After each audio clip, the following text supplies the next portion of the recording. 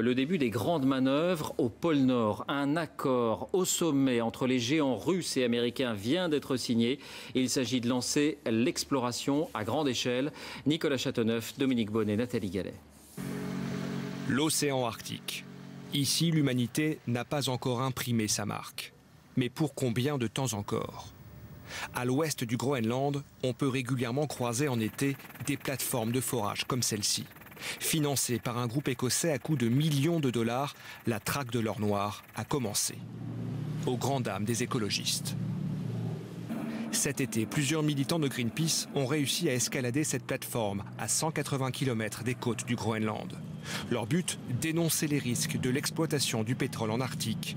Selon eux, par exemple, aucune plateforme ne pourrait résister à une collision avec un iceberg. Les compagnies pétrolières nous disent c'est pas un souci parce que nous on arrive à détourner les icebergs. L'année dernière pourtant un iceberg de la taille de Manhattan s'est détaché d'un glacier, donc on se demande comment.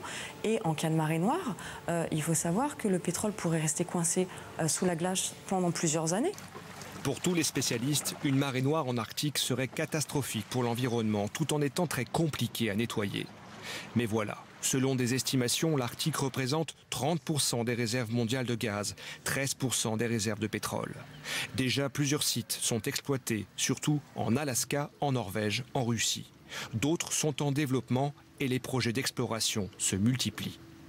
Il y a quelques jours, deux géants pétroliers ont signé un accord.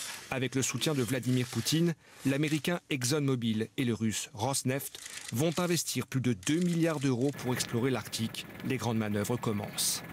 L'Arctique est très probablement la dernière frontière majeure de découverte très importante de pétrole et de gaz pour les compagnies pétrolières. Celles-ci le savent et s'efforcent de prendre position dans les zones où ceci est possible et il y a déjà une forte concurrence. L'exploitation du pétrole et du gaz en Arctique peut coûter jusqu'à 2 fois plus cher aux grandes compagnies. Mais avec un baril de pétrole qui atteint actuellement des sommets, elles ont aujourd'hui les moyens de faire du monde blanc la nouvelle contrée de l'or noir.